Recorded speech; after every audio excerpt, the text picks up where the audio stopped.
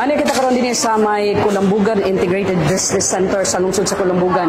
Dini karong adlaw gikatakda nga itaho sa katawhan ni Kulambugan na Mayor Lorenzo Ioy Maniegos ang iyang mga nahimo sulod sa usa ka kagatos ka adlaw. So atong hisayran magala ang iya usab ng mga nahimo gawas usab nina ang iya usab ng mga plano sulod sa ilahang administrasyon may kalabutan sa infrastruktura, sa kabsay og kalinaw, sa panginabuhian uban pa nga ilalom sa iyang administrasyon. Ato kanang hisaran dinhi sa ipahigayon nga coverage dinhi sa 100 days of service ni Kulambugan Mayor Lorenzo Ioy Maniegos. Gisaksihan sa nagkariang sektor sa komunidad, mga nagkariang ahensya sa kagamhanan ug mga opisyal sa lungsod, ang State of the Municipal Address ni Kulambugan Mayor Lorenzo Ioy Maniegos kaniadtong Oktubre 8 sa buntag sulod sa may Kulambugan Integrated Business Center. Kini ang labing unang higayon nga mihimo ang usa ka hepe ehekutibo sa mong lungsod sa pagpaabot sa iyang mga nahimo og kalampusan sulod sa usa ka tos ka adlaw human milingkod siya sa iyang katungdanan. Gipahayag ni Mayor Ioy nga sulod sa usa ka tos ka adlaw nakatutok lamang siya sa iyang pagtagad sa mga prioridad sa lungsod sama na lamang sa paghimo og mga lakang aron nga mapalagsik pa ang ekonomiya sa lungsod. Gani iyang gimugna ang local economic team aron may motutok niini. Ang paghatag og alternatibong panginabuhian sa katawhan kahabag usab ang buhatan sa Department of Labor and Employment o DOLE. Pagpanghatag og mga abono, swine production kahabag usab ang Department of Agriculture. Samtang sa natad usab sa edukasyon, gibatasan usab nining gidaghanon sa mga LGU scholars sa ilang lungsod nga sa pagkakaroon ana sa 28 na ang ilang gisuportahan sa ilang mga pagtuon. Uban sa dako nga pagtuo nga kini unya ang makahatag og paglingkawas sa kawad-on sa ilang mga pamilya. Naipangatun usab ang mga libro ngadto sa 15 ka mga tungaan sa Kulambugan nga gidonar usab gikan sa kanhi Vice Mayor sa lungsod sa Lala. Wala usab ni pasagdi ang mga programa alang usab sa mga PWD con persons with disability. Lakip usab mga programa nga nagsuporta sa pagproteher sa kinaiyahan, pinaagi usab sa pagpahigayon o mga mangrove ug human tree planting activities ug mga clean up drive. Malipayon usab niining gipahibalo ang gikatakdang pag-operate na sa mini hydropower plant sa barangay Inudaran. Ingon man ang pagtukod sa usa ka super health center sa barangay Mukas nga kabahin sa programa sa maayong panglawas, iyon ang dungang pagtrabaho usab sa slaughterhouse. Tungod sa pagtuon ni Mayor Maniegos nga sa kalambuon nga gipaningkamutan niini alang sa Kulambugan, dako nga mamahimong tampo niini ang usa ka malinawon nga lugar. Hinungdan nga kauban usab ang Philippine National Police PNP. Gihatagan ini og aksyon ang mga kalihukan nga mamahimo unyang babag sa pagkabot sa usa ka malinawon nga lungsod. Tungod niini ang problema sa ginaling droga ang iyang gingusgan pinagi sa pagpatuman sa Oplan Tukhang iyang man curfew panahon sa kagabion. Kaabag usab ang Philippine Army, iya usab nga gitutukan ang land complex sa iyang lungsod. Nasayran nga sa iyang paglingkod isip mayor sa lungsod naningkamot ta sila sa paghatag og serbisyo sa katawhan kinibisan pa man nga halos wala nay kagamitan nga gibilin sa nakalabang administrasyon sa mismo gani sa iyang opisina. Nanawagan kini nga uli sa lungsod o dili aduna sa himuon nga aksyon niini.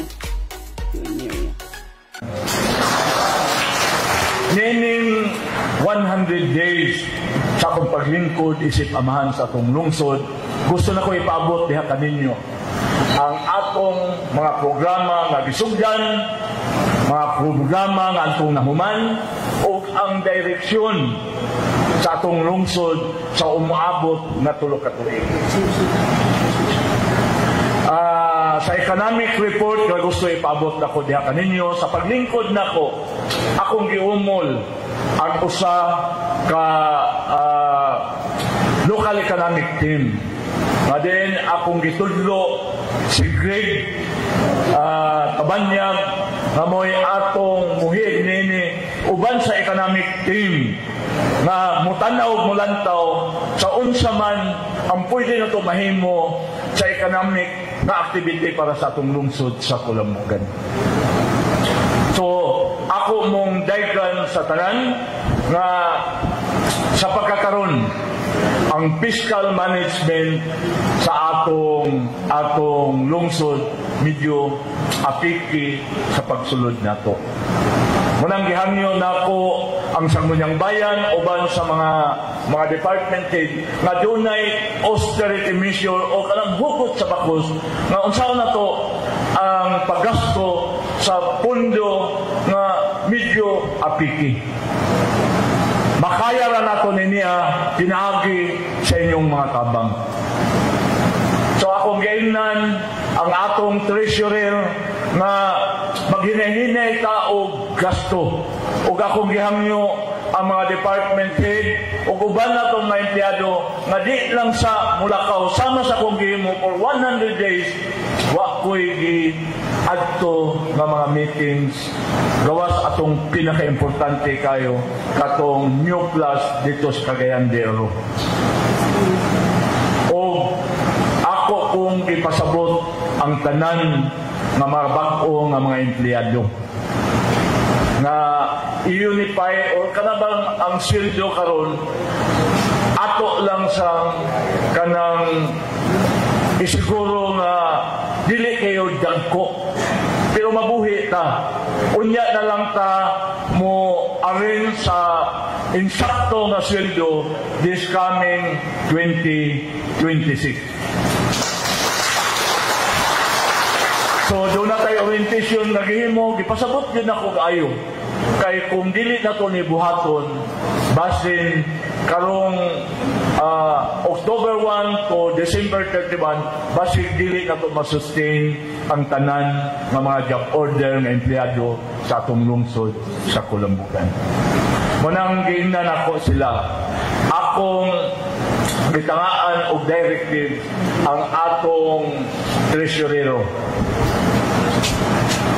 Ang nahitabo karon gipakusgan nato ang koleksyon ni atong mga motor clubs nga hantod karon wala pa nang bayad sa business permit nga unta wa naman karon October na ang uban bag-o pa lang nang bayad kay gipadakop gyud nako uban sa atong mga law enforcement ug karon medyo nahanay na o nakita nako ang koleksyon nga medyo hintaas doon ay mga pangutana diri sa mga business sector nganong dagko ang kaning bayad sa parking fee sa mga nag-deliver o mga goods sa atong mga tindahan. Akong gi-review ang atong ordinansa. Tinuod ay nga 6-wheelers to 10-wheelers 100 ang bayad nini. Akong gitanaw daan. Dayon katong mga mini nga delivery to mga gagmay tag 50. Ug doon na pa'y uban nga ko nga dili na ko maklaro para ipahibalo na ko sa business sector nga kami mo'y atong ni mga ordinansa nga na-approach sa kanyang bayad ang koleksyon sa mga delivery na musulod sa atong lungsod sa Kulambugan. Sukad sa akong paglingkod, na-retrieve na to ang mga fertilizer, mga corn seed, dito sa Barangay Pantaon, dito sa Bulangan, o kung gidistribute ngadto sa atong tinuod nga mga beneficiary isip farmers sa atong lungsod sa Kulambugan. Kay ako mong pahibalon ang programa nga 15-15 katong mga people's organization commitment ako uban sa mga sangunyang bayan na ipadayon na to ang programa nga nasugdan sa miagi nga administrasyon para pag-prepare sa economic nga panginabuhi sa atong mga kaigsunan o katawhan sa mahal natong lungsod sa Kulambugan. O doon namin usa ka cooperative nga nakita nga murag musaka gini siya ang Bakapa Association ang CSO nga naa nahimutang sa Barangay Karumatan. Kana nga association nakita nako og akong gikomit nga suportahan ang Bakapa kay nakita nako ang pagpuyo ang unity sa mao nga organisasyon sa Kulambugan. Sa social program sa atong lungsod, swerte kay ta nga doon na tayo daghan kay laing kaila. Usa na ang usa ka investor sa atong lungsod sa Kulambugan, si kanhi Vice Mayor Cesar Puloy-Yap, ang Vice Mayor kanhi sa sa lungsod sa Lala, gi-offer niya sa atoa, gi-introduce ta sa Children International nga dunay mga hinabang nga mga libro, 524 boxes nga gi-deliver diri sa atong lungsod nga nahimo natang part sa Children International ug akong gipabahin-bahin ngadto sa 15 ka mga eskwelahan diri sa atong lungsod sa Kulambugan. Gani ang Chairman's Committee on Education, si SB Member Porgarinas, kauban ako sa pag-distribute din. Silang ang PMO, si Amay Lastimoso o si Catherine sa atong Mikaw, maway akong gitahasan nga the earliest mapaabot na nato sa mga eskwelahan para magamit sa atong mga kabataan. Niatong 47th National Disability Week, atong gitagaan o dakong pagtagad ang atong mga disabled diri sa atong lungsod sa Kulambugan. Sa gagmay nga pamagi, ga-allocate ang pundo nga matagaan sila o mga rice pack para magamit nila. O ang atong scholarship program sa atong lungsod sa Kulambugan. Atong niagi dunay 29 man siguro ka mga scholar o gipun-an nato og 28 niini nga administrasyon kay nakita nako daghan kayong willing mong eskwela. Dunay kaalam pero kulang sa pundo ang ilang ginikanan. Mo nang misulod ang atong lungsod na motabang niini. Dunay mga requirements, dunay mga buhaton sa estudyante para masustain niya ang iyang pagka-scholar sa atong lungsod sa Kulambugan. Pero akong ipahibalo ninyo, niatong niagi ang mga ekwipo sa Laydo hantod karon wa pa gyud nato nangakuha. Wala di pang surrender. Wala di pang hatag in spite sa mga demand natong gipangayo. Gani ang atong shot clock subok kay palandungon kay gipang putol. Grabe ka walay balatian. Dapat dili man na inclusive para manungkana sa mga itong mabatanon. Karon dili na ito mapaymuslan. Kay after sa transition, giputol ang linya, ang wire. Manang, sige na lang. Ingana man ang ilahang pagbati kay si Leo. Siya gyud ang akong maingon kay siya mo Laydo. Responsable niya kaunta mauli ang mga ekwipo. Wala usab ni kalimti ang pagpasalamat sa mga katawan sa lungsod sa Kulambugan. Lakip na usab ang masakos ng guni ang bayan sa pagpangunasab ni Vice Mayor Angelo Completado. Ingon man nila Nilano del Norte Governor Kali Di Maporo ug 1st District Congresswoman Imelda Quibranza Di Maporo sa suportang gihatag niini. Sanglit dili niya kini mamahimo ang tanan kung wala usab ang ilang suporta. Sa malampuson nga State of the Municipal Address ng Kulambugan, Mayor Lorenzo Ioy Maniegos, miani kini og positibong reaksyon sa mga mitambong. Sa imuhang panlantaw, unsa imong maistorya sa iyang gipadangat nga mga accomplishment kanina? Una sa tanan, may ugataran ma'am, good morning. Kanatong tanan dinhi sa especially sa lungsod sa Kulambugan. Ang ganina ipahigayon sa 100 days nga accomplishment sa tuwang Honorable Mayor na ako nakita yun nga katong tanan sa iyang dili lang sa iyang pagpaningkamot kundi ang mga suporta pod nga mong gihatag dinhi sa legislative body nga mahimo kini nga magmalampuson o magbabungahon ang iyang mga pagpaningkamot para sa katawhan sa Kulambugan, sa lungsod sa Kulambugan, o para gyud nga mahatag gyud niya ang iyang tinud-anay nga serbisyo dinhi sa ato ang lungsod o katawhan sa lungsod sa Kulambugan.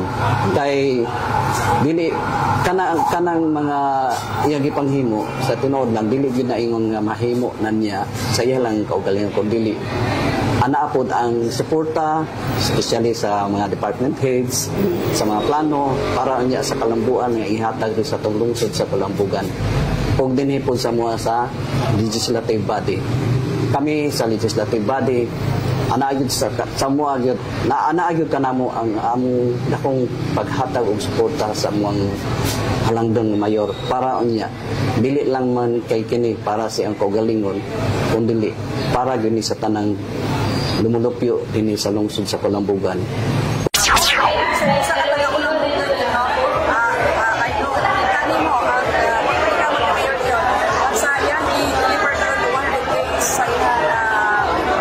Service, no? As a mayor, sa assessment and going the rate is 1 to 10. Okay. So, mayong unlad, Kulambugan, mayong unlad, Lanao del Norte. So, as a Kulambugan, first and foremost, I am always proud of Mayor Lorenzo de Maniegos as sa kamahan sa Kulambugan. Now, if I will rate him 9. 9 because naapay actually kulang ato. Naapay siya na-accomplish na wala lang niya na-present. So, oo, actually, daghan pa siyang na-accomplish within his 100 days. Wala lang na niya na-present siguro dito. But definitely daghan. For example, na-approve na ilahang LDIP. No, there are many projects na wala niya nasulti for future plans sa Kulambugan. Knowing Mayor nga very committed and very aggressive in terms of developing Kulambugan. So, dili na ako ma-pinpoint ang mga specific projects and programs, but I know for sure definitely na ay wala na present ni Mayor nga na-accomplish na within 100 days. And maka-proud kay siya because despite sa challenges, no, I know karon grabe ang ihang challenge nga giatubang in terms of peace and order, but he is doing great. Kanang bitong kalma ra kay niya nga ginaatubang to ensure that the people of Kulambugan dili mahadlok kay dili mo kalikayan nga naay mga issue regarding Muslim Christians and with all the rido and everything. But sa iyang paghandle, saludo jud ko kay Mayor because he is very calm and kami po nga taga Kulambugan ma-assure po ni na we are safe. No, we are safe. And with that, congratulations Mayor. Not kulang wala ni mo na accomplish, but kulang wala ni mo na istorya ang uban pan mo na accomplish. So for that, congratulations.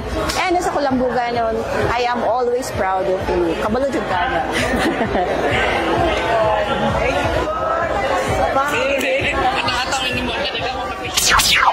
Kung sa mga assessment sa very good kayo, 100 days from day 1 to this day, 100 days niya, very accomplished kayo siya sa mga problema o nahatagan yun yung mga tubag o solusyon. Pasalamat kung dako nga yan yung gihatagan at sa iyahang 100% po na atensyon. Kasi mo panghinakot ka? Panghinakot ko nga mapadayon o sustain ang iyahang po lang nato nga hatagan siya sa labang makagahaw o strength o kaalam para mapadayon yun niya.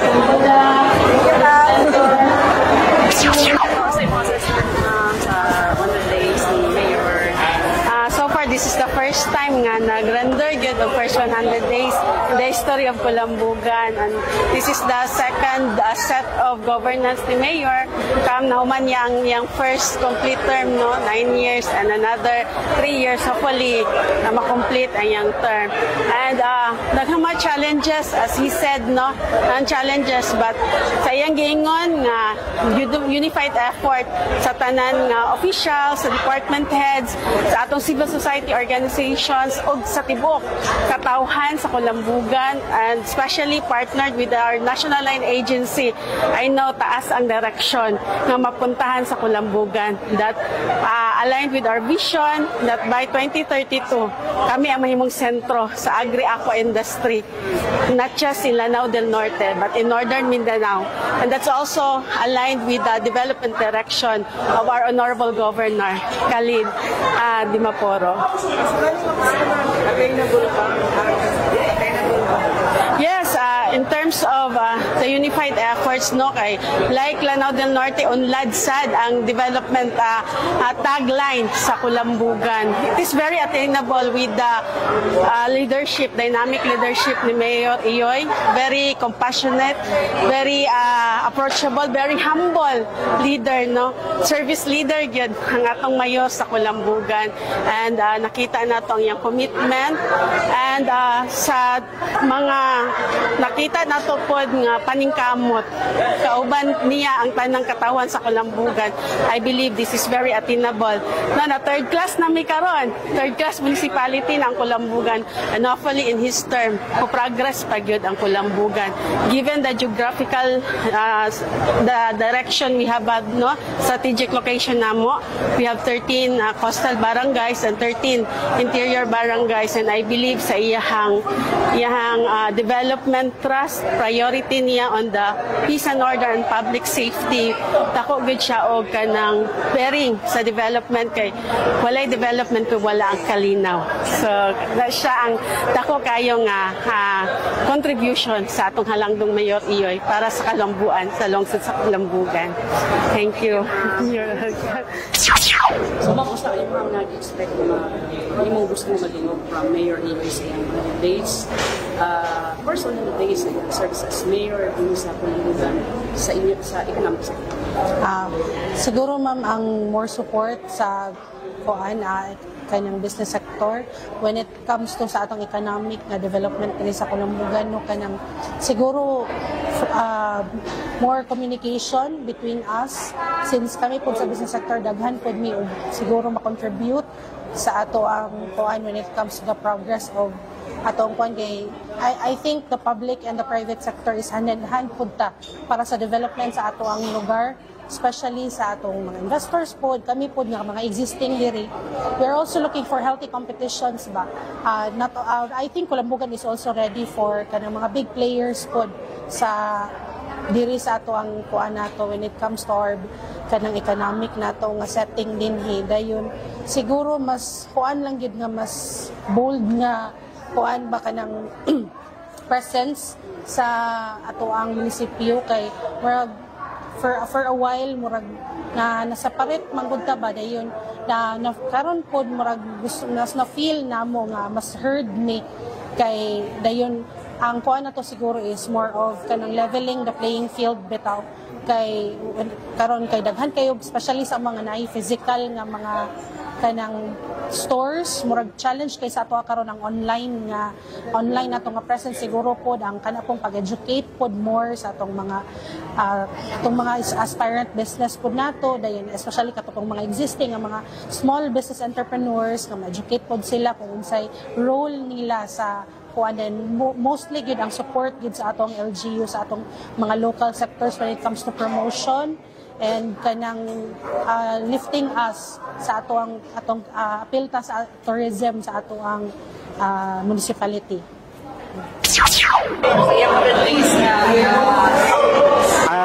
Sa akong pagpaminaw, marag ganahan ko sa iyahang mga programa karon, kay klaro sa makatauhan nga dali masabtan nga naigihimo atong panggobyerno sa Kulambugan.